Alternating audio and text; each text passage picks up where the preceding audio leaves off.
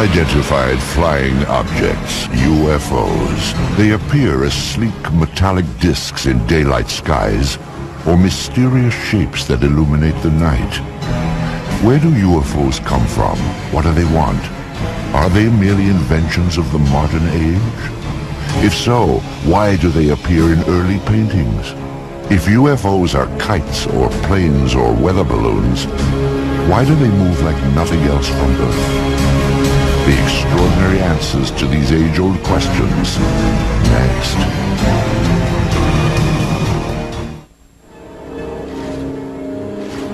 UFOs are now hauntingly familiar. They have shared our skies for an uneasy 50 years. Eyewitness accounts testify to their breathtaking speed, unparalleled maneuverability, and uncanny silence. They are different than any aircraft made here on Earth. These stealthy visitors are called UFOs, unidentified flying objects. They have shown up unexpectedly in photographs taken all across the globe. Yet if we turn back the pages of history, there are intriguing hints that UFOs have been with us all along. Perhaps even as far back as 12,000 years ago, when our ancestors found shelter in the darkness of caves. The walls of these primitive dwellings were often painted with figures of hunters and the animals they hoped to snare. Recently, other images have come to light. These tracings were made from caves in France and Spain, and they show pictures not ordinarily associated with hunting. Their shapes are very peculiar because they do oftentimes look like UFOs and saucers. And I'm not saying that they are UFOs or that they do represent craft of any type, only that they have a similarity to what we now perceive as maybe craft from another planet as UFOs. And one wonders where the cave people were getting the impetus for putting these on their walls. Obviously, putting paintings on cave walls was a laborious process, and you would only put down the most important things of your daily life. And here these objects appear not once, not twice, but fairly numerous times on the cave walls. The advance of civilization brought us out of caves and into cities. Some 4,000 years ago, scribes recorded what sounds like the sighting of UFOs during the reign of a pharaoh named Thutmose III. In the year 22 of the third month of the winter, a circle of fire appeared in the sky. After some days it became more numerous and shone with the brightness of the sun, extending to the very limits of the heavens. Royal Records of Thutmose III, 1480 BC. A millennium later, young Alexander the Great conquered his way across the known world. In 332 BC, he laid siege to the Phoenician city of Tyre, and accounts from both sides report that shield-shaped silver objects appeared in the sky. One supposedly sent down a beam of light that destroyed the city walls. Even the Bible itself contains passages that some say refer to alien spacecraft. I looked, and behold, a stormy wind came from the north, a great cloud, with fire flashing through it, and a radiance round about it, while out of the midst of it gleamed something with a luster like that of shining metal. Ezekiel, verse 1. There are a number of reports from the past, and I believe that some of them are quite legitimate. But one of the things is you can't interview witnesses, of course. You can't get independent witnesses. You can't ask, well, what angle was it above the horizon? The problem we have with them is we have to take them totally at face value. It's always important in looking at these to remember that there are a lot of strange astronomical phenomena that only occur once in a while, like a star going supernova and suddenly appearing in the sky, or a comet which appeared unexpectedly. And so you always have to look at these from the point of view of astronomy. There could be some atmospheric phenomenon or an astronomical phenomenon that they were depicting as something supernatural. As the scientific awareness of the population grew, superstition was replaced by knowledge of what was actually going on in the heavens. However, when an object would fly across the sky and stop, or hover, or seemingly descend to the ground, or maybe exhibit many different color changes or change shape or what have you, then even those people knew that they were looking at something out of the ordinary. The residents of Nuremberg, Germany, had just such an experience on April 4th, 1561. On that day, the skies above the city filled with a chaotic array of tube-shaped objects and balls of light. Eyewitnesses called it a frightful spectacle. Chronicles of the time also report extraordinary displays over Basel, Switzerland, during the summer of 1566. These events were depicted in primitive woodcuts made by eyewitnesses. However, it was the talented master artists that have left us the most fascinating images. In 1998, an Italian writer named Daniela Giordano earned an award for her landmark study of the enigmatic flying objects depicted by Renaissance artists. She discovered that not only did the artist have these objects in the picture, but he also had people looking at these objects and shielding their eyes, as though the people were actually noting with amazement that something unusual was in the sky. It's unknown why the object's there, but it does appear, and it looks like a UFO. This apparently traditional religious work is known as the Madonna and Saint Giovanni. Here too, a witness to the flying object is placed unobtrusively, yet unmistakably, in the background. And it's very obvious that this person's attention is directed to the flying object. And the artist obviously wanted viewers of the painting to see that not only is there the Madonna in the painting, but that there's also an object in the background. Curious airborne craft show up in other media as well. These tapestries from the 1500s depict the life of the Virgin Mary. Lurking in the background is the familiar shape of a 1950s-style UFO.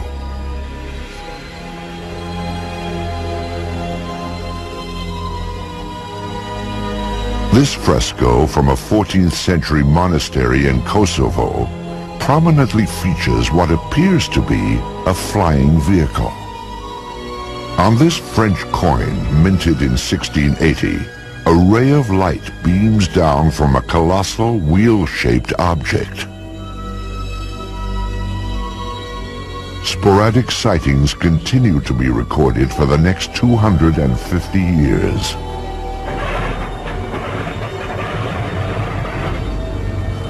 In the 1940s, World War II pilots joined the long list of UFO eyewitnesses. Some of these pilots would later come forward to tell their stories, as interest in UFOs increased after the war.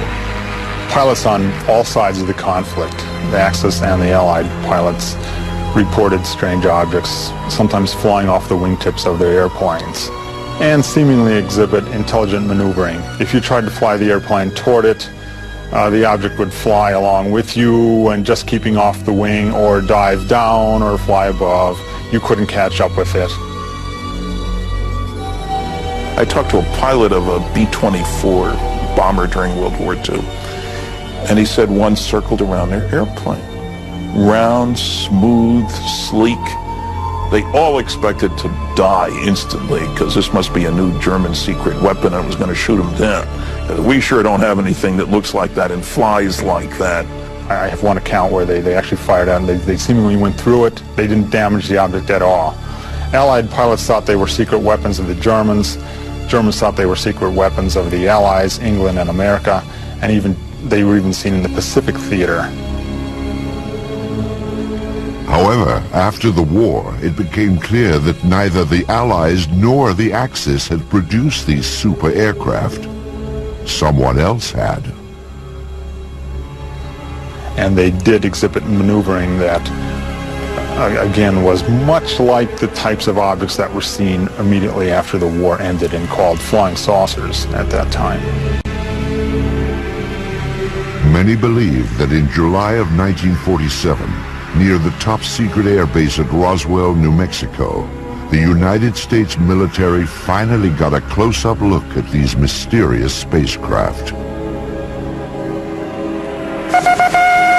The Army Air Forces has announced that a flying disc has been found and is now in the possession of the Army.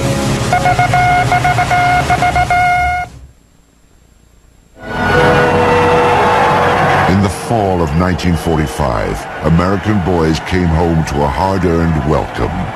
They had faced unspeakable horrors. Now they would head for suburbia and get started on the baby boom. At the same time, another new era was dawning, the age of flying saucers. The enigmatic spacecraft that had appeared from time to time through the centuries would now take center stage. The age of innocence was over. The wave of modern UFO sightings began simply, with no photos, no radar returns, and no physical evidence. Just a story told by one man at the right time in history. Kenneth Arnold was a 32-year-old successful businessman on the summer day that his sighting took place. He sold firefighting equipment and flew his own light plane. On Tuesday, June 24th, 1947, Arnold was flying toward Mount Rainier above the Cascade Mountains of Washington State. The air was smooth and clear as he reached 9,200 feet and noticed a bright flash. To the left and north of Mount Rainier, Arnold saw what he described as 9 unusual aircraft flying at over 1,200 miles per hour.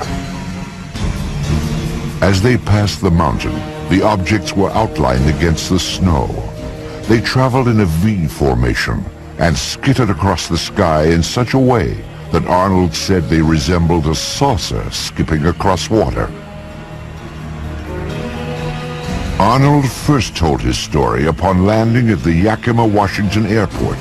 He sketched a series of diagrams to illustrate what he had seen. What he drew was shaped like a crescent, 50 feet long and only 3 feet thick. It had a rounded point in the rear. When seen edge-on, he reported, it looked like a black line. It wasn't long before the story of Arnold's sighting startled the world. The newspapers quickly coined a name for Arnold's skipping discs. The name was flying saucers. Kenneth Arnold was soon to enjoy a celebrity status. The author of a book and the subject of magazine cover stories, he was looked upon as a combination of space-age visionary and screwball eccentric. The press would anoint him the man who started it all. In the days and weeks after Arnold's landmark flight, flying saucers became big news. Sightings were reported across the country. Indeed, at that time, more people knew about flying saucers than about the Marshall Plan for the post-war reconstruction of Europe. But one incident above all established flying saucers in the public mind. Roswell, New Mexico lies deep in the empty expanse of the American Southwest.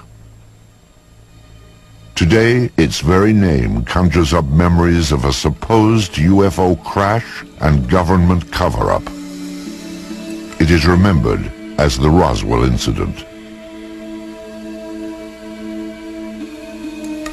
In the summer of 1947, the Army airfield in Roswell was home to the elite 509th Bomb Group. During World War II, the B-29s that carried atom bombs to Hiroshima and Nagasaki had originated here, and so would an event that gave substance to the belief in flying saucers. Headline edition, July 8, 1947. The Army Air Forces has announced that a flying disc has been found and is now in the possession of the Army. Army officers say the missile, found sometime last week, has been inspected at Roswell, New Mexico, and sent to Wright Field, Ohio, for further inspection. Walter Hott was Public Information Officer of the 509th Bomb Group. He was the official instructed to dispatch press releases to the radio station and newspapers in Roswell. The story fed the imagination of the country, but has been the source of controversy ever since. The press release that I received stated that we had in our possession parts of a crashed flying disc. The material was found on a ranch north of Roswell. Then the story abruptly changed. General Roger Ramey took command of the Roswell situation and issued a new statement. It wasn't a flying disc after all. To me, I think it was one of the slickest cover-ups by admitting that we had the material, and then a higher authority says, no, you don't. Flying saucer or weather balloon? Both Air Force stories couldn't be true. One fact was undisputed. Something had crashed at Roswell.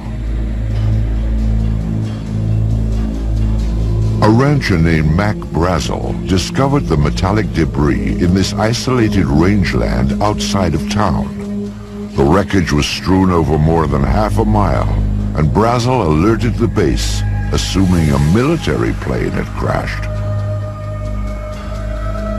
Jesse Marcel Jr. recalls that his father, the intelligence officer at the Roswell Army Airfield, had been dispatched to the debris site to determine what had crashed there. The night that my dad came home, he was very excited. He woke my mother and myself up and said he wanted to show us something very strange. And as I recall, he said this was parts of a flying saucer. I was 11, almost 12 at the time, and I had seen pieces of an airplane and weather balloons and things like that, but this was not like anything that I'd ever seen before.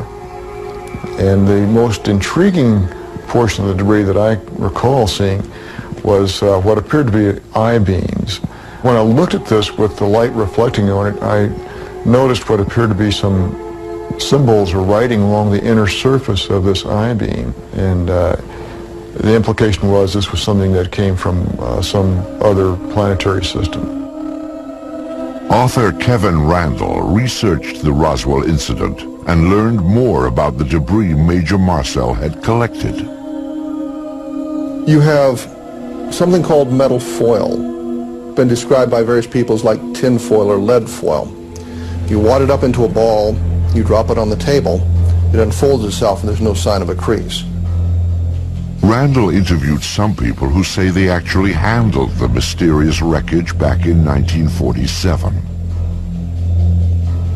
It was all wadded up when he dropped it, and when he dropped it on the table and it hit the table, it spread out just like it was water.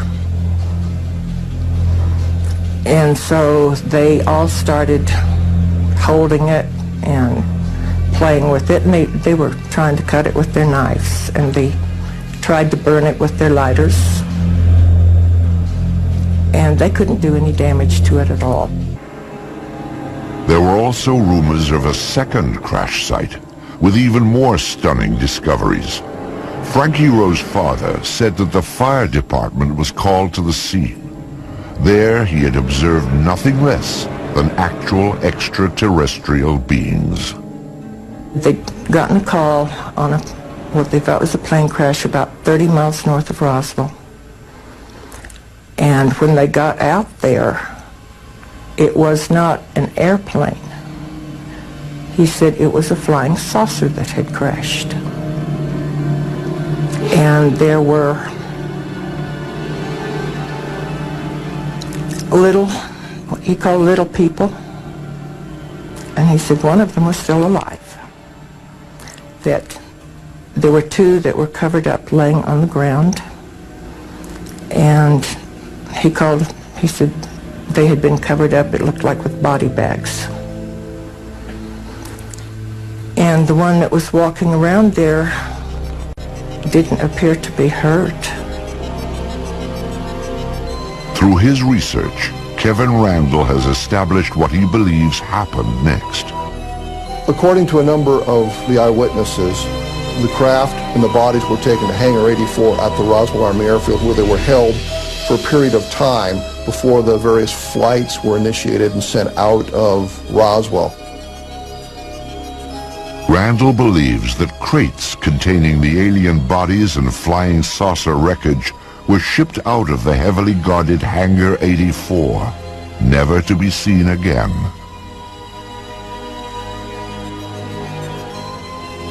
When the Air Force produced one MEGA weather balloon at the Roswell crash debris, many concluded it was part of a cover-up. In the 50s, there was the belief that the U.S. Air Force had proof of some sort that these were alien spaceships and was covering it up to prevent panic. There obviously was a cover-up of this accident, because years later my dad said he was actually part of the cover-up because he went along with the weather balloon story. Indeed, according to Marcel, his father revealed that he had been ordered to pose with wreckage from a weather balloon. My dad explained to my mother that this was a non-event. Don't even discuss it with your friends. Don't talk about it. I was a true Air Force brat, believed in following the orders, you know. He didn't want me to talk about it, so we did not talk about it. These people were visited by military authorities. They were told to keep quiet. Frankie Rowe recalls such a visit from a man in a uniform. He started getting louder and he kept saying, "Don't you understand? You did not see anything." And he had a nightstick type of thing with him that was kind of hanging on his belt. And he took that out and he got very loud and he started talking, and every time he would make a point, he would hit his hand with the nightstick. So he would say, "You didn't see anything, you were not there."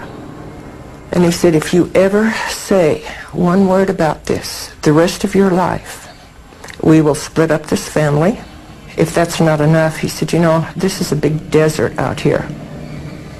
We can take you out in the desert." And he said, "No one will ever find your bodies."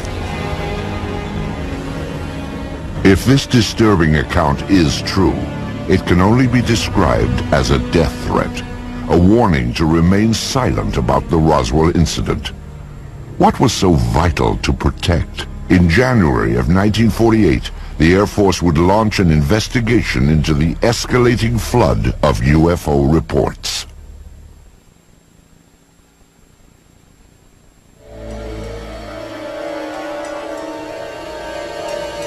Something crashed at Roswell, New Mexico. But whether the object that fell from the sky in July of 1947 originated here on Earth or somewhere in outer space has been hotly debated for more than a half-century. Perhaps it truly was a weather balloon, as the Air Force insists. If so, that would deflate one of the seminal events in the history of UFOs. However, if the object was in fact extraterrestrial, the issue then becomes, what business did it have at Roswell? At the time of the Roswell crash, New Mexico was host to the most advanced military and scientific experiments on the face of the planet. In fact, the Roswell area was the only place in the world where testing of cutting-edge radar, rockets, and nuclear weapons could all be found. Perhaps these lurking UFOs had become a threat to national security. The Air Force quietly began investigating the rash of post-war sightings in January of 1948. This inquiry was codenamed Project Sign, and by October, it would reach a truly stunning conclusion. Project Sign wrote a final report called The Estimate of the Situation, which concluded that UFOs were interplanetary vehicles. You can imagine that this didn't go over well at the Pentagon. The government could not have the idea of UFOs as interplanetary spacecraft coming out when they'd been trying to cover up the Roswell crash. It went all the way to the Chief of Staff of the Air Force, who said, I don't find this document particularly persuasive. He batted it back down and fired practically everybody in Project Sign. The people who were left at Project Sign could read the handwriting on the wall. If you said they were extraterrestrial, you lost your job. Your career was over. After the purge, the inquiry was revamped as Project Grudge, a name that may have suggested a certain skepticism. An Air Force insider actually characterized Project Grudge as the dark ages of UFO investigation.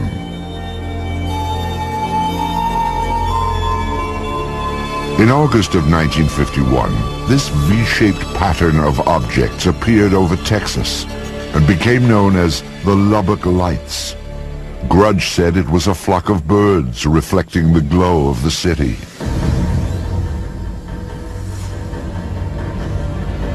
This film was submitted from Great Falls, Montana in 1950. It depicts bright white dots moving behind the smokestacks of a grain mill. The photographer described the objects as shiny, bright, and metallic, like polished silver. Project Grudge concluded that they were F-94 Air Force interceptors landing nearby.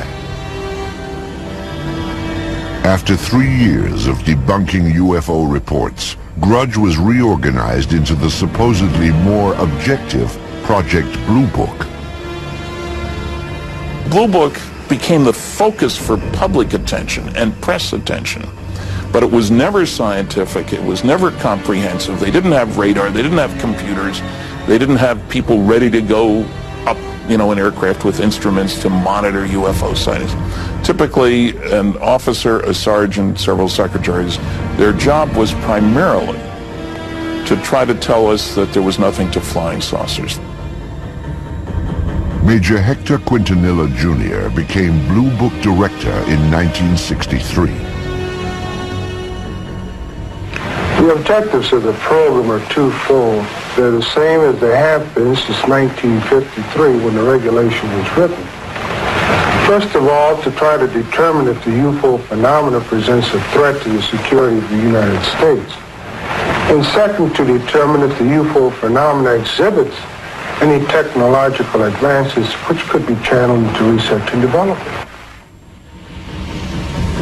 Many of the UFO reports were easily explainable as atmospheric anomalies, like this saucer-shaped lenticular cloud formation.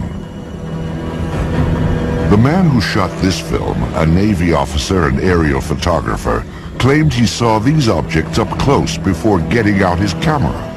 He said they were disc-shaped and gunmetal colored. Blue Book determined they were high-flying birds. Astronomer J. Allen Hynek, a Blue Book consultant for its entire 16-year run, had this assessment of the project. Quote, when Major Quintanilla came in, the flag of the utter nonsense school was flying at its highest. Blue Book's most notorious nonsense came in March of 1966, when it dismissed a wave of credible sightings, including many by policemen, as swamp gas. In December of 1969, the Air Force closed down Project Blue Book and washed its hands of UFOs. Few scientists were willing to approach the subject. However, there were some who embraced UFOs without reservation.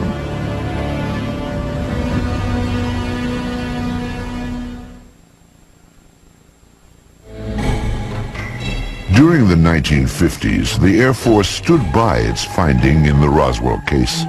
The crash was nothing more than a weather balloon.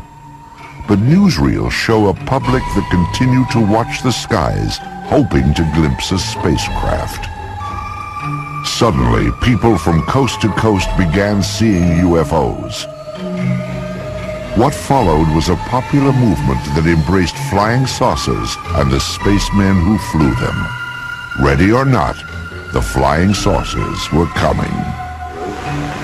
Within a matter of several days, I will myself make what might be called a flying saucer, although I don't choose to call it that because it may not respond to our controls. To the vast majority of the people in the late 40s and 1950s, flying saucers were a terrific novelty.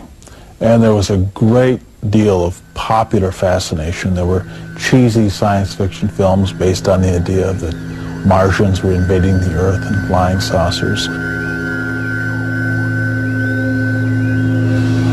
Popular magazines printed on pulp paper would hit the newsstands in time to cash in on the trend and expand it to legendary proportions. The man behind those flying saucer legends was publisher Raymond Palmer. Palmer was a man who in his youth had been severely injured, and so he was crippled up, and he was what you would call a hunchback, I guess. He had the instincts of a carnival barker. He liked to put something over on you. And the thing about Palmer was that his fans liked having Palmer put something over on them.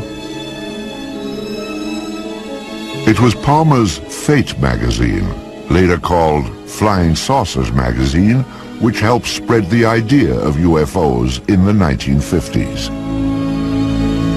Spacecraft from around the universe played across these colorful pages. It was here that the UFO was finally identified. Now everyone knew they were spaceships from other worlds. What followed was a craze in the 1950s known as the contactee movement. Contactees were people who said that they had made contact with space people. I was aboard a flying saucer in the Nevada desert on 11 different occasions. I was taken into this monstrous saucer by one of the men and confronted with a lady captain. Beautiful complexion, beautiful appearing woman, and they're peaceful people. They mean no harm to us. They come down here to investigate what's going on Earth, and they certainly convinced me that they're peaceful, and they come from another planet they call Clarion. They told me there was life on Mars and that there were life on other planets as well, and all planets except Earth had interplanetary means of travel. The man credited with starting the contactee movement was a Polish immigrant and self-styled philosopher named George Adamski.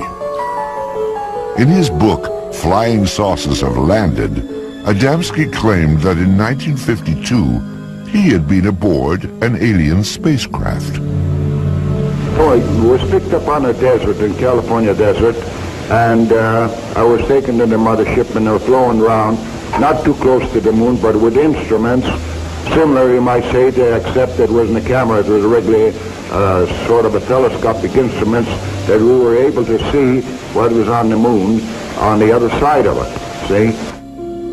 Adamski's book detailed his meeting with a man from Venus called Orthon. There were also photographs of the spaceship he supposedly flew in. Adamski's books also reflected the political climate of the 1950s, like growing concerns about the arms race between the United States and the Soviet Union. When Orthon departed, he would leave behind these enigmatic footprints. Adamski said they contained a message urging an end to nuclear testing on Earth. In a similar vein, other contactees spoke of aliens from utopian planets who wanted to prevent all-out nuclear war. Best of all, these aliens looked just like us. I have a picture here of the gentleman who escorted me through the craft, and I would like to show it and describe it. This gentleman, he appeared almost as I am, except that he was about 5 feet 10 inches tall, weighing about 150 to 155 pounds, and they all appeared about that same size, including the lady. George Adamski would publish 2 more volumes on his contacts with beautiful space people from Saturn and Mars. He even had opportunity to take home movies of the scout ships that transported him, guided by robot pilots from Venus. The impact of Adamski's tales led to an explosion of flying saucer clubs and conventions. As the flying saucer phenomena continued into the 50s, civilians began to become very interested, of course, people did, and clubs formed up with a classic meaning of the term club, hobbyists, as it were, that were just interested in the wilder, esoteric aspects of the phenomena, particularly the stories of people who said they were in contact with aliens. Many of the contactees would gather at the largest flying saucer festival of all time. It took place in California at a place called Giant Rock in March of 1954. It attracted over 5,000 outer space enthusiasts. How many trips have you made to outer space? Well, I'd say 350 or a few more. When was the last one? Well, first part of June. And who did you go with? Well, people from Jupiter. I have made telepathic contact for the past 8 years with many space people from many areas of space, both inside and outside of the solar system. Lectures were given from the Giant Rock, and stalls were set up to sell books, photos, and space-age souvenirs. Most importantly, conventions like this gave the contactees a place to exchange ideas, rumors, and reports. But I do believe what I see. And I am one of those who was inside a flying saucer. I seem to become one with the entire universe. Everything in the universe seemed to be contracted down to one small dot. What were their clothes like? The woman had a radiant red box-pleated skirt and a black velvet appearing blouse and a black and red tam or beret, and the men had clothes very similar to our Greyhound bus drivers. Contactees also described the alien spacecraft they had seen in astonishing detail. On July the 12th, I took a trip in a flying saucer, which I am pointing right here. The saucer was well equipped with rooms, bedrooms, bathroom, toilets, and this saucer, I went up into Mars, over the moon, Venus, Clarion, and Orion. When I say Orion, I do not mean Orion. It is a planet outside of our galaxy. Also popular among contactees was a belief that startling evidence was about to be revealed. We are going to see more and more of these visitors from space, and that before too long the evidence will be incontrovertible, that you will have on your TV screens and on your movie screens concrete evidence that the ships are here and that they are real and they're not fantastic things which have been cooked up to make a movie.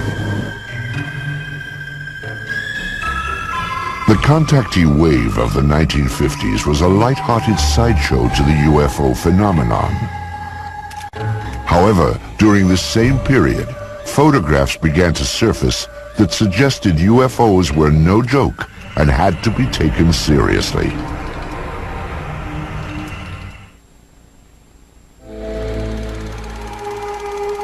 They are round, they are cigar-shaped, and they are cylindrical. Some appear to be sleek and smooth, as if made of stainless steel, while others appear bolted together from some alien cast iron. At night, they are described as having flashing lights. They appear without warning, streak across the sky, and disappear. Many UFO films and photographs have been identified as natural phenomenon or hoaxes. But some UFOs appear in photos when we least expect them and defy explanation. UFO photo cases are tantalizing because they're some type of what you might think of as objective proof. The UFO phenomenon is ephemeral, and normally all we have are reports of witnesses on a piece of paper on a tape recorder. But with photos, you think you have something physical. Indeed, photos offer some of the most convincing evidence that extraterrestrial aircraft may be real. This series of photos remains among the most compelling examples of what ufologists call a daylight disk. The photographs were taken on July 29, 1952 by George Stock, outside of his lawnmower shop in Passaic, New Jersey. Stock reported that as he was working outside at 4:30 p.m., he looked up to see something unusual flying overhead. Using an inexpensive box reflex camera, he snapped pictures of what he described as a disc-shaped object with a metallic bottom. It hovered momentarily, then accelerated and flew away. All that remains of this astonishing daytime visitation are a few pictures. But are photos reliable evidence for UFOs? Dr. Bruce Maccabee is an optical physicist employed by the United States Navy. His official research involves high-energy space lasers, but his interest also lies in the detailed analysis of UFO photographs. Of particular interest to Dr. Maccabee are photos which show no evidence of a hoax or misidentification and cannot be otherwise explained. One such case began at a farm in rural Oregon in 1950. These are two photos taken by a farmer and his wife in 1950 in McMinnville, Oregon. Here's the first photo and here's the second, and we'll get a little bit of a blow-up on these. Using image enhancement equipment, Maccabee brings into focus the startling photographs that were taken in the early evening with a simple camera. You can see that it's an oval object with a little thing on the top, like a little protrusion at the top of it. This is obviously a hoax of the real thing. There's no halfway point. You can see the image clearly enough to see that it's not a bird or plane or Superman. So the next question is, what could it be? And if we go back over here, we can see that there are electrical wires right up above the object. Looking again at the blow-up. And now the question is there any evidence of a suspension underneath the wires? A contrast-enhanced version of the Oregon photo reveals minute scratches that Maccabee must distinguish from a string or line that might have been attached to the object to suspend it for a hoax. No one has found any evidence of a line going up above the object. There is a possibility that this thing might have been thrown and photographed, except that the image is not blurred by motion. Agents of the Air Force and FBI questioned the couple who took this picture, and authorities later confiscated a copy held by the local newspaper. No one has yet explained why. This photograph is another of the more credible UFO pictures ever taken. It was snapped in Brazil by a government survey team in 1958.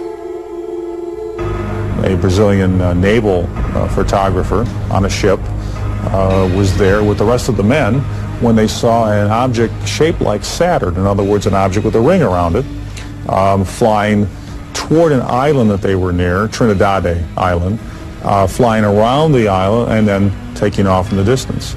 And he snapped 4 or 5 or so or more photos of the object with literally dozens and dozens of witnesses.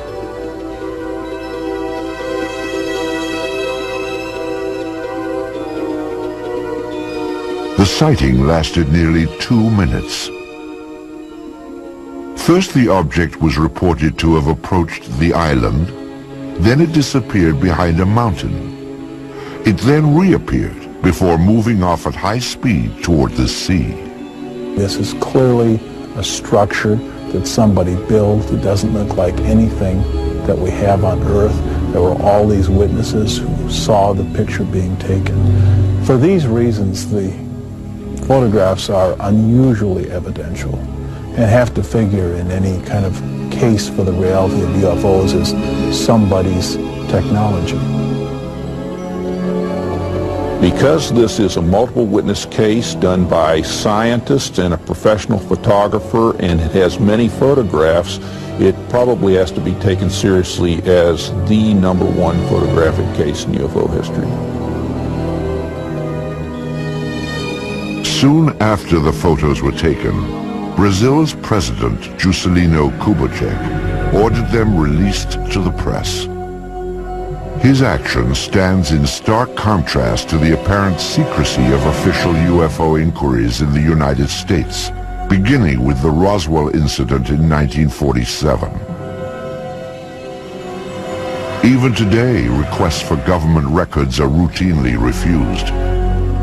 Documents that are released are often censored to the point of uselessness.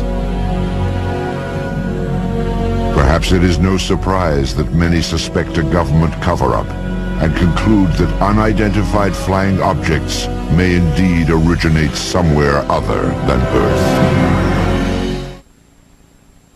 Beneath the postcard beauty of Yellowstone Park lies a supervolcano long overdue, blanketing North America entirely in 10 feet of ash, killing everything in its path. This happened 600,000 years ago. When will it explode again? Brace yourself for the Yellowstone eruption on Mega Disasters, Tuesday night at 9 on the History Channel.